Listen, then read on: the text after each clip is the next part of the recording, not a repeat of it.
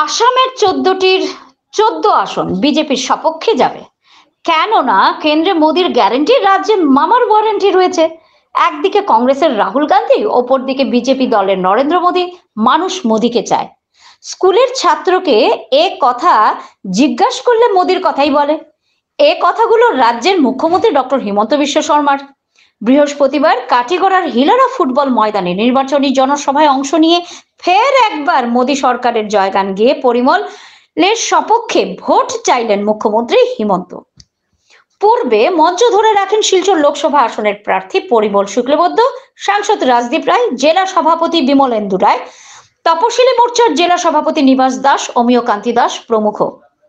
প্রার্থী পরিমল শুক্লবৈদ্যের বক্তব্য চলাকালীন বেলা 2:30 নাগাদ হিমন্তের কাপ্টার এসে ল্যান্ড করার সঙ্গে উত্তাপ বেড়ে যায় সভাস্থলের। হাত নেড়ে অভিবাদন জানাতেই মামা মামা রব চারিদিকে। মাইকে বেজে ওঠে আহিসে আহিসে হিমন্ত আহিসে। মঞ্চে উঠে উষ্ণ অভিবাদন গ্রহণ করেন সমষ্টির 4 মণ্ডলের তরফে। মাইক্রোফোন হাতে নিয়ে জনতার উদ্দেশ্যে বক্তব্য আব কি বার মোদী সরকার। দিলেন প্রতিশ্রুতির গ্যারান্টি। নির্বাচনের পর প্রত্যেক ঘরে অরুণোদয় প্রদান করা হবে। রাজ্য সরকার 50,000 বেকারদের চাকরি প্রদান করবে। লাখপতি মহিলা প্রকল্প, মেয়েদের শিক্ষা বিনামূল্যে রেশন, উজ্জ্বলা গ্যাস, আয়ুষ্মান ভারতের মাধ্যমে স্বাস্থ্য বীমা ইত্যাদির সাথে সাথে বরাক উপত্যকায় আরো বিকাশের স্বপ্ন দেখেন মুখ্যমন্ত্রী হিমন্ত বিশ্ব শর্মা। কাঠিগড়া থেকে স্মিতা মালাকারের রিপোর্ট, NE24 থেকে ভয়েসে স্বর্ণালী মিশ্র। বরাকত বিজেপি ওয়েব সব ফালে 2টা সিটতে আরামত জিকি যাম। কাছাৰ সিটটো 3 লাখ আৰু কৰিমগঞ্জ 1 লাখ। 1 লাখ। স্যাৰ আপনি হাইলাকান্দিত এতিয়া মিটিং কৰি আহিলে, মেডিকেলৰ কথা ক'লে, কি কি মানে আফটাৰ ইলেকশ্যন মমতা বেনাৰ্জী কালিয়ে কৈছোঁ যে কৰিমগঞ্জ হাইলাকান্দিৰ মানুহে এবাৰ কৃপানাথ মালাক জিকাওক। হাইলাকান্দিটো একটা মেডিকেল কলেজ আমি বনাম। আপোনাৰ বিৰোধী দলক কি কৰিব? বিৰোধী দলটো নাই, সেইকাৰণে বিৰোধী দলৰ কথাই কোৱা নাই। আপোনাৰ মানে বিৰোধী দল নাই নেকি? বিৰোধী দল নাই, সেইকাৰণে কোনো মিটিঙতে মই বিৰোধীৰ কথাই কোৱা নাই। মানে গোটা মানে আপৰ পদ্ম ফুল অসমত কোনো বিৰোধী দল আজিৰ দিনত নাই। যি আছে মাৰ্জিনেল প্লেয়াৰ, গতিকে তেওঁলোকৰ কথা কৈ ফ্ৰী পাব্লিচিটি দিয়াৰ কোনো কথা নাই। কালি মমতা বেনাৰ্জী যে 26ত মমতাৰ চৰকাৰ হ'ব পাৰে, তৃণমূলৰ আৰু হ'ব পাৰে বাংলাদেশত। স্যাৰ কালি মমতা বেনাৰ্জী আহিছিল, কিমান প্ৰভাৱ পৰিব বৰাকত? মমতা বেনাৰ্জী আহিলে গ'ল আৰু বৰাক উপত্যকা চাই গ'ল আৰু টুৰিষ্ট আহিছে, টুৰিষ্ট গ'ল। প্ৰধানমন্ত্ৰী যদি আকৌ 3বাৰৰ প্ৰধানমন্ত্ৰী হয় তেতিয়াহ'লে গোটেই ভাৰতবৰ্ষখন বিক্ৰী কৰি দিব, সংবিধান নাথাকিব, গণতন্ত্ৰ নাথাকিব কাৰণে অভিযোগ কৰিছে। সেইটো কোনে কৈছে? মমতা বেনাৰ্জীয়ে কৈছে। মমতাক সুধিব লাগে, মোক সুধি কি হ'ব? কথাটো কেনেকুৱা ভাল হৈছে নে তেখেতৰ কথা? আৰে মমতা বেনাৰ্জীয়ে কৈছে, এইটো মমতা বেনাৰ্জীৰ কথা। মমতা বেনাৰ্জীৰ কথাত মোক সুধি কি লাভ আছে? কিন্তু মানুহটো কৈ আছে আকৌ এবাৰ মোদী চৰকাৰ।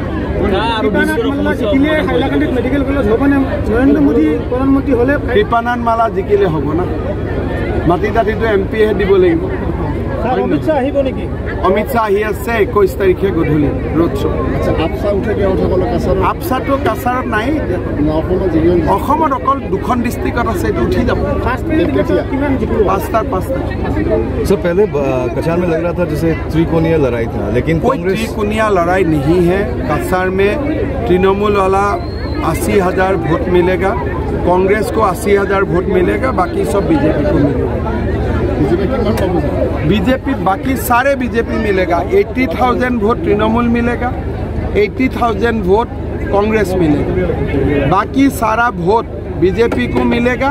सेकेंड और थर्ड पोजीशन के लिए तृणमूल और बीजेपी, तृणमूल और कांग्रेस का बीच में कॉन्टेस्ट होगा। सर कल फर्स्ट फेज का इलेक्शन है, हम लोग सेकंड फेज के लिए अब तैयारी चल रही है, तो अभी का कैलकुलेशन क्या कहता है? 13-14 में से 14 सीट में हम लोग 13 सीट में आगे है। बाकी थोड़ा मैं नेक्स्ट वीक धुबरी में जाऊंगा, तब धुबरी का पता लगेगा, लेकिन अभी हम लोग 13 सीट में आगे है। 100% 1 লাখ ভোটত আমি জিকিম। মুসলিম ভোটার ভোট দেবনে? মুসলিম হিন্দু কি আছে, সবেইতো ভোট দিয়ে আছে। আর আমিতো এইবাৰ ডাইৰেক্ট কৈ আছোঁ যে মুছলিম মানুহৰ যি সুবিধা আছে হিন্দুৱেও একে পাই আছে, হিন্দুৱে যি সুবিধা পাই আছে মুছলমানেও পাই আছে, আৰু মুছলিম মানুহেতো বেছি সুবিধা পাই আছে। মুছলিম ছোৱালীবিলাক তালাক বন্ধ হৈ গ'ল, চাইল্ড মেৰেজ বন্ধ হৈ গ'ল, গতিকে এবাৰতো আমাক চবেই ভোট দিব। कांग्रेस के कैंपेनिंग में ভাল হ'ব না? ইউচিচি মানে কি? না ইউচিচি মানে কি? ইউচিচি মানে হৈছে যে একটা পুৰুষ একটাকে বিয়া কৰাব। এইটো কি বেয়া কথা আছে? এইটোতো মানুহ ভালেই পায়, এইটোৰ কোনো আপত্তি নাই। रातभर में ये लोग जो वोट আৰে সব মুসলিম মানুহ তাৰ ছাপোৰ্টত আছে। আমিতো ডেইলি মুসলিম মানুহ লগ পাই থাকো না। কৰিমগঞ্জ হাইলাকান্দিত হেণ্ডশেক কৰি কৰি মোৰ কি অৱস্থা হয়। 90% সাউথ কৰিমগঞ্জৰ মিটিঙতো 90% মুসলিম মানুহে হেণ্ডশেক কৰিলে না। আৰু মোৰ হাতটো কি হৈ গ'ল চাই লওক। সংবিধান উঠাই দিব এইটো কোনে ক'লে? আরে বিৰোধীটো ক'ত কৈ আছে? আপোনালোকে ইমান বিৰোধীক লৈ কিয় টেনশ্যন খাই আছে? सर যি পাৰ্টি জিকিব তাৰ কথা কওক না, যি পাৰ্টি হাৰিব তাৰ কথা কিয় কয়? হাফিজ চৌধুৰী এজন উকিল মানুহ, যদি ইভিএম ৰেকৰ্ড কৰিব, ইভিএম যদি তেওঁ মেনিপুলেট কৰিব খোজে, তেতিয়াহ'লে তেওঁ জানিব যে দিল্লীত মোদীৰ চৰকাৰ আছে, দিছপুৰত হিমন্তৰ চৰকাৰ আছে, তেওঁৰ হাতটো ইলেক্ট্ৰিক শ্বক লাগি যাব। ইভিএম টাচ কৰিলে শ্বৰ্ট লাগি যাব, ইলেক্ট্ৰিক শ্বক। স্যাৰ আপনি কয় যে ভূপেন বৰা ডাঙৰীয়া বিজেপি লৈ আহিব, কেতিয়া আহিব? 25 2025 আহিব, 2025 আপোনালোকে মানে কোনজন নাইকা কৰিব? সব আহিব। এই ইলেকশনৰ পিছত মানে কংগ্ৰেছ পুৰা ফিনিশ হৈ যাব নেকি? অলৰেডি তো এতিয়া আইচিউত গৈছে, তো আইচিউ আৰু মৰাৰ মাজত গ্যাপ কিমান দেৰি? 72 কংগ্ৰেছ দল নাইকা কৰি দিব স্যাৰ। কংগ্ৰেছ দল অলৰেডি আইচিউ, এতিয়া আইচিউৰ পৰা শমশান যাব নে ৰিকভাৰী হ'ব, এইটোৱেটো কথা চলি আছে। তো শমশান যোৱাৰ চান্স বেছি আছে এইটো বেমাৰত। ঠিক আছে স্যাৰ আৰু এটা কথা, দুৰ্গা পূজাৰ আগতে আপুনি যে এটা চেক দিছিলে, ইটো তো উদ্ধ হোৱা নাই, বেংকে নকৰে। আৰে সব জায়গাতে দুনিয়াৰ অসমত উদ্ৰ হয়েছে, ইয়াত কিয় নাই হোৱা নাই স্যাৰ। আপুনি মণ্ডল প্ৰেচিডেণ্টক সুধিলে পাই যাব স্যাৰ। মাননীয় মুখ্যমন্ত্ৰী কাটিগড়া একটা ৰাস্তা যোৱাকালি মানে ইন্টাৰন্যাশনাল বৰ্ডাৰ ৰাস্তা নদী গৰ্ভত মই সুধিলাম মণ্ডল প্ৰেচিডেণ্ট, মানে প্ৰায় এইটো স্যার মানে মানে এই বুলি ক'ব লাগিব। মই সুধিলাম, মই আজিয়ে সুধিলাম। আমি গ'লো, আপোনালোক গ'লে ফুটেজ আহিছে, পঠাই দিব। মোৰ মোবাইলত হোৱাটছআপ। আপোনাক বহুত ভাল পাওঁ।